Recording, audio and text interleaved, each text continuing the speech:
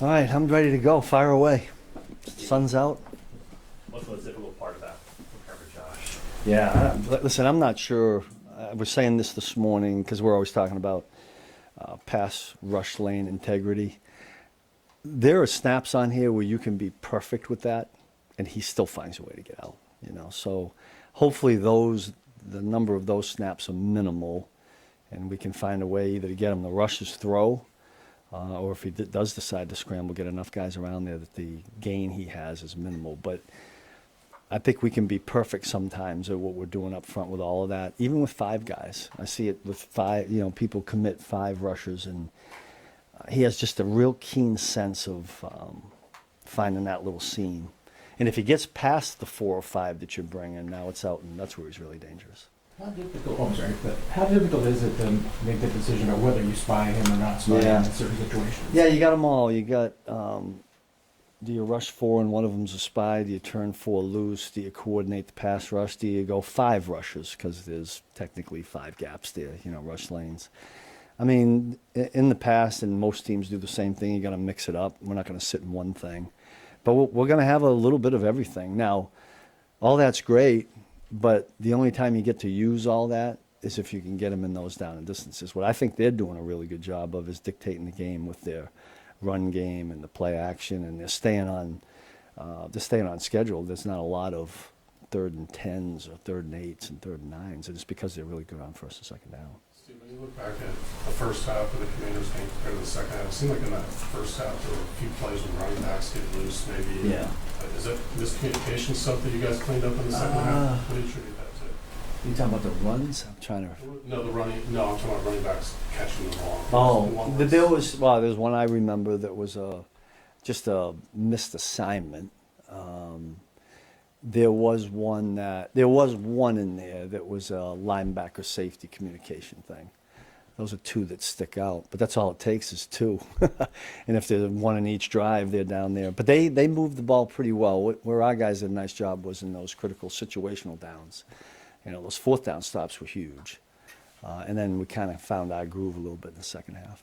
Has that been a thing where you found the groove in the second half? Yeah, I would credit the coaches that go in there and at halftime, and we decide for a quick 2-3 minutes of what minimal changes we want to make, or what are they doing to us, what did they decide they were going to do, and the guys feed it to the players, and then credit to the players that they take it and ride with it in the second half.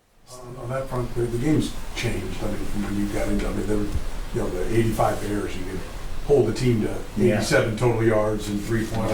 The idea of a shutout, I know you guys just got one, but it's kind of gone. It's like a little more basketball in your defense. You want to play it, but you have to acknowledge you're going to get beat because the offense is. They'll hit a couple of hoops. Yeah, so sink a couple. So have you had to change your philosophy? Was it like when you got into the game? Was it the Bill Cowers of the world wanted 0 points? Yeah. Right? Now you got to acknowledge we're going to give up something, but. There's a little bit of that. I mean, we have an objective chart unit-wise. Each game the first one is win the game, the second one is points allowed, and then I think there's 9 or 10 categories that we researched that had the most to do with limiting points. And when we first started doing this years ago, when I was with Jim Johnson, the points allowed goal was 17. You felt like if you could keep a team under 17, you could win. I think the figure was like 85 or 88% or something. I'm not so sure that's changed now. That might be more in the 19. I haven't done the full research lately. Now, we've kept it at 17 as a goal because I just refuse to change it. I don't know, give up more points. But I think that your point is it's really hard to get a shutout in this league, or 10 points. I mean, it's really hard because teams got real effective weapons. We know the rules have all changed a little bit. Kickoff with a ball, where they get the ball a lot. So yeah, it doesn't happen very often. It certainly always would be nice to get. To me, I always want to have 1 less point than they got. Now, I don't want it to be 45 to 44, but that is the goal. Is it required to be more of a counter-puncher? A little bit. I mean, we are always kind of when the game's in the balance. I always say to the guys, when the game's in the balance, now it's just go out and stop every series and get the ball back to Patrick with the same score that we got it. Now, if it gets out of, then you change a little bit, because to me, like last week's game when it got to 2 possessions, we wanted to find a way to get the ball back to Patrick so he could get it to 3 possessions. That was the goal. So I guess not much has changed. You're not wanting to score, but I think a 3-possession game in the fourth quarter might change the way I call it. But until you get to that point, it probably doesn't. How quickly can Mike Carroll make an impact? Well, the good thing about Mike is he was here before in this season, so I think it's probably an easier transition for him than going someplace else. So we're glad we got him. I mean, Mike's a fun guy to have around and a good football player, so we're happy about that. Last 3 will start with what? Steve, you referred earlier to the 4th down success the other night. It's been that way all season. You guys lead the NFL in 4th down defense. Do we have to talk about that?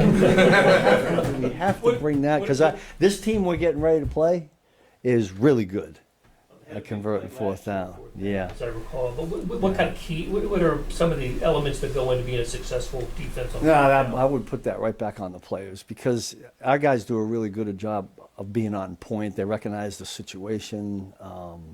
You know, we talk about 4th down on Tuesday. It doesn't matter who we're playing. We do that on Tuesday in our first meeting when we segue to the next team. And we research it, and the guys do a great job. Rod Wilson's involved in that, and no matter what you call, the guys got to execute it, and our guys have done a pretty good job of that. Todd? Make you knock wood again. You guys have done a nice job against some really good running backs. You got another one this week. You're killing me. What are the keys to trying to contain Cook? Yeah, this is a real dynamic runner. You know, we've faced a bunch of them already this season. This guy might be the tops of the crew. I think he's really. I'm always impressed with running backs that can make the jump cut. You know what I mean? At the line, behind the line of scrimmage, and go. And he can do that. And he really. I showed 3 of them this morning. He can capture that edge. He can convince an edge defender he's going inside, and boom, get outside on him. And that's where he's really dangerous because he's got really good speed. He can do it all. I mean, he's going to look to cut back on us. It looks to me like they really are trying to feature their run game, and they're doing a really good job of it. Nick? Bill, with the Bills' passing offense, what kind of stood out to you on tape about them? It's always about Josh and the way he extends it down. And look, I think this wide receiver group has been with him long enough that they know exactly what he's going to do. They find ways of getting open. I was watching the Baltimore game, and it was at the end of the half, and Josh extends it. There's very limited time, and number 10 finds a way to get in between 2 Baltimore defenders, and boom, right there they found a way to get 3 points at the end of the half. It's things like that they create all kinds of issues. No more talk about those other things that you guys brought up.